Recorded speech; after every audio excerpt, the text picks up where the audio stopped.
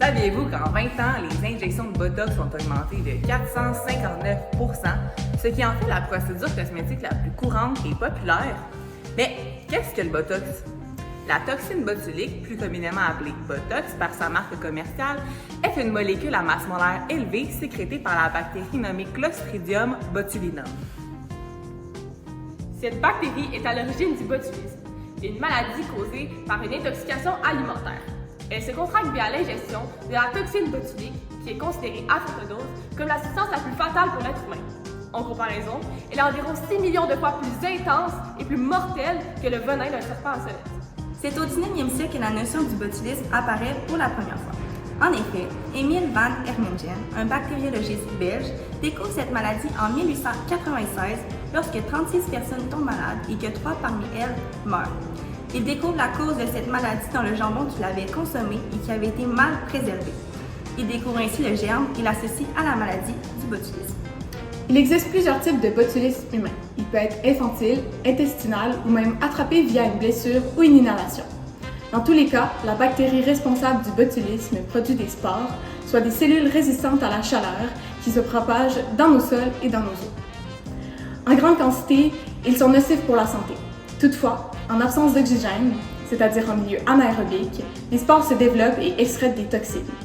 Il existe 7 types de toxines botuliques, soit les types A à F, qui sont classés selon les différentes formes de protéines qui reconnaissent ces toxines. Les types A, B, E et rarement F sont à l'origine du botulisme humain, tandis que les types C et D provoquent le botulisme chez d'autres mammifères, oiseaux et poissons. Les types A et B proviennent des sols, tandis que les types E et F proviennent de milieux aquatiques. Alors, avec tous les risques qu'elle représente, comment la toxine botulique est-elle sécuritaire lors de procédures esthétiques? En fait, les traitements en Botox utilisent une toxine botulique de type A purifiée et fortement diluée, ce qui en fait un produit pharmaceutique pour injection à usage clinique. Son utilisation est alors sécuritaire. Ce n'est qu'en grande quantité qu'il devient un poison toxique. Le principe du Botox en esthétisme repose sur une paralysie temporaire d'un muscle localisé. Ainsi, lors de son injection, le Botox est directement administré dans un muscle ciblé, ce qui empêche sa contraction habituelle. Normalement, la contraction d'un muscle fonctionne d'après un mécanisme bien précis. Tout d'abord, lorsque vous contractez un muscle précis, votre cerveau transmet le message à la jonction entre le muscle responsable du mouvement et le neurone, soit la jonction musculaire. Le message prend forme d'influx nerveux et parcourt son chemin par l'intermédiaire des nerfs.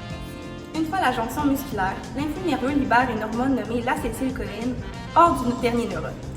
Une fois libérée dans la fente, l'acétylcholine se lie aux récepteurs du muscle. Ces récepteurs sont des protéines spécifiques à cette molécule qui permettent la contraction du muscle lorsque ces derniers sont liés à leur molécule abstraite. Cette situation se compare à une clé et une serrure. En effet, il faut que la clé entre dans la serrure spécifique pour permettre d'ouvrir la porte. Si la mauvaise clé est utilisée, la porte ne peut pas s'ouvrir. C'est la même chose pour les récepteurs du muscle. Ces derniers peuvent seulement se lier à la molécule d'acétylcholine pour permettre la contraction. Toutefois, lors d'une injection, le Botox vient perturber ce processus de contraction musculaire afin d'améliorer temporairement l'apparence des rides. Ce processus est le même pour tout type d'injection.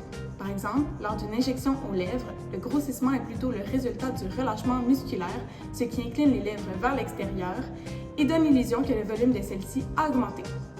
Effectivement, la molécule injectée se déplace par l'entremise de protéines jusqu'à son neurone associé. Une fois arrivée à la cellule nerveuse, la partie réactive de la molécule détruit les récepteurs d'acétylcholine. Ainsi, lorsque le cerveau envoie un message de contraction à un muscle, l'acétylcholine n'a plus de récepteurs pour s'y associer et ne peut plus être libérée hors du neurone. La contraction du muscle n'a donc plus lieu. Pour retourner à l'analogie de la clé et la serrure, c'est comme si nous avions brisé la serrure en essayant de déverrouiller la maison et maintenant, il est impossible d'y entrer. Cependant, le Botox se dégrade naturellement dans le corps au fil du temps. Aussi, le corps possède la capacité de régénérer les terminaisons nerveuses pour rétablir la fonction normale des muscles. C'est ce phénomène qui explique l'effet temporaire du Botox, et le besoin de se faire injecter régulièrement. Comme notre corps absorbe le produit, il est nécessaire de faire des injections fréquemment pour pouvoir garder l'effet escompté. Il est recommandé de respecter un délai de 4 à 6 mois entre chaque injection de Botox pour pouvoir respecter le rythme d'absorption du produit par le corps et garder un effet naturel. De plus, des séances trop rapprochées permettraient à long terme d'entraîner la fabrication d'anticorps, ce qui limite l'action du produit.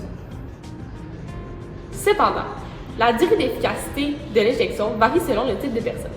Selon la qualité de la peau, l'hygiène de vie et la zone traitée, les effets peuvent se ressentir jusqu'à 6 mois après l'injection, voire parfois 8.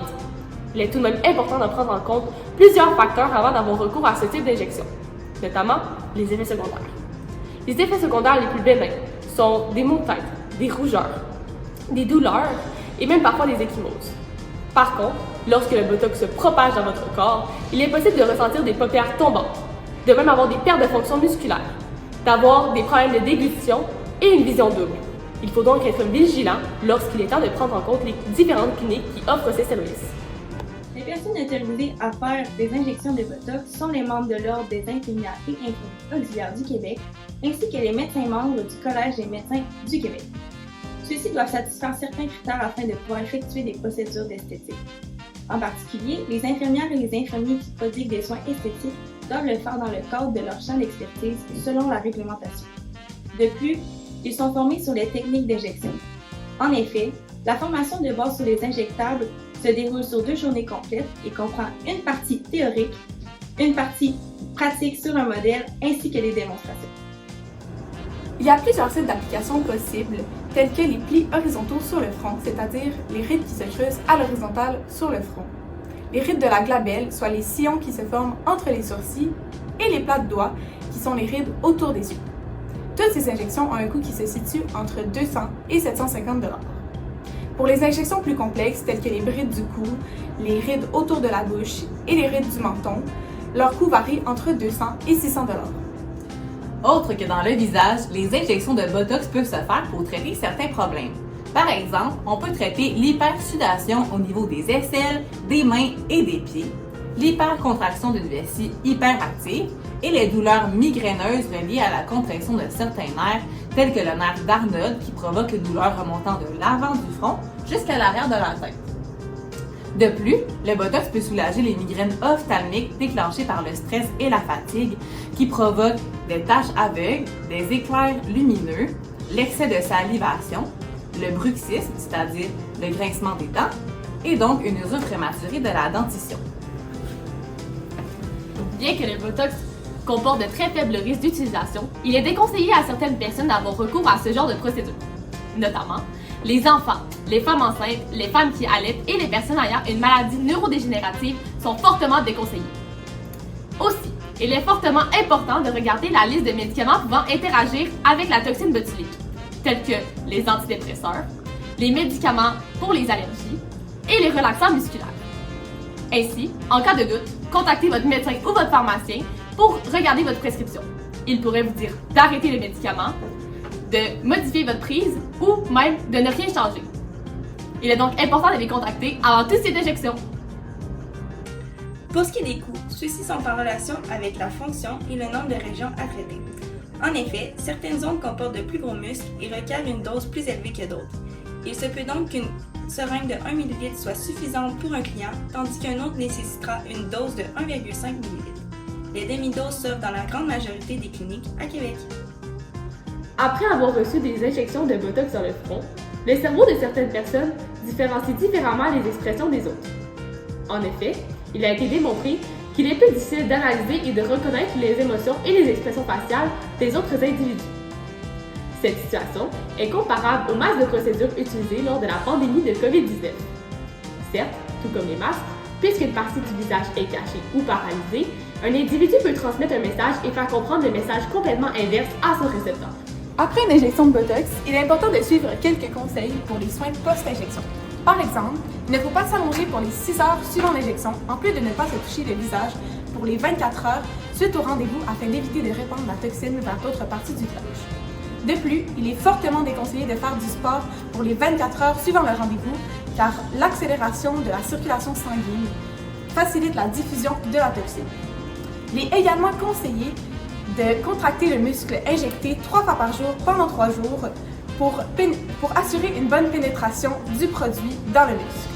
En cas de questionnement, n'hésitez pas à contacter votre médecin ou votre clinique d'injection. Si vous débutez un traitement et réalisez que ce type de procédure ne vous convient pas, il est toujours possible d'arrêter. Chaque rendez-vous est indépendant et nous engage aucunement à avoir recours à ce type de procédure jusqu'à la fin de votre vie. À la suite de l'arrêt, les rides et les symptômes réapparaîtront progressivement, mais ne seront pas plus agressifs qu'avant le début des injections. De plus, il est à savoir que le Botox n'est pas le seul moyen de traitement contre les rides et les signes de vieillesse. En effet, les dermatologistes rappellent que le meilleur moyen de prévention est d'utiliser de la crème solaire. Il existe également de nombreuses crèmes s'attaquant aux plis du visage, telles que celles contenant de la vitamine A, aussi connue sous le nom de rétinol, dans le domaine du cosmétique. En tenant compte de tous ces aspects, vous avez maintenant une meilleure compréhension du Botox et de ses utilisations. Toutefois, avant de prendre une décision, il est important de réfléchir à vos motivations et à l'aspect éthique du Botox. D'un côté, le Botox est une manifestation des pressions sociales et des normes de beauté irréalistes. Promis par les médias, la publicité et la culture populaire, elle crée des attentes impossibles à atteindre pour de nombreuses personnes. Ces normes tendent à valoriser un certain physique ou apparence caractérisée par des traits spécifiques tels qu'une peau parfaite, un corps musclé et mince ou encore des traits du visage particuliers. Une des conséquences les plus néfastes des normes de beauté irréalistes est leur impact sur l'estime de soi et le bien-être mental. En se sentant constamment comparé à des standards inatteignables, de nombreuses personnes développent des complexes physiques. Ainsi, de ce point de vue, le Botox offre une solution temporaire à un problème qui pourrait être résolu si l'on se détachait des préoccupations liées au physique et à ses standards esthétiques. D'un autre côté, l'utilisation du Botox peut être considérée comme éthique dans la mesure où elle permet aux individus de contrôler leur apparence et d'être plus confiants dans leur vie au quotidien.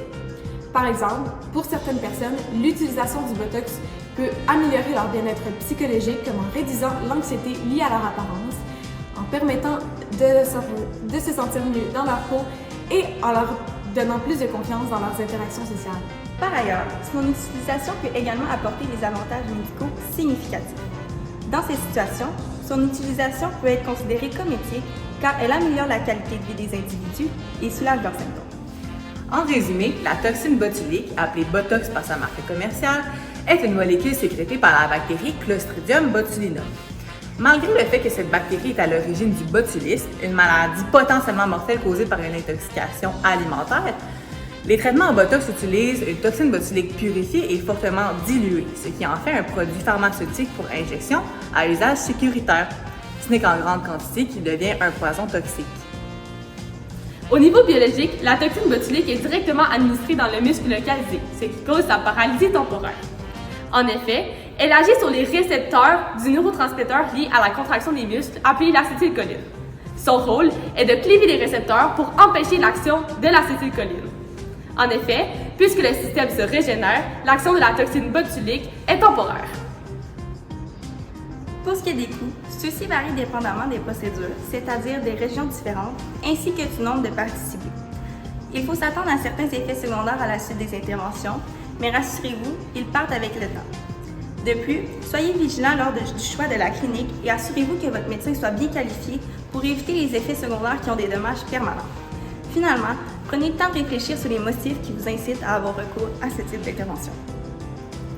Merci pour votre écoute. Si vous avez des questions plus approfondies sur le sujet, n'hésitez pas à laisser un commentaire. C'était les Botoxés! À la prochaine!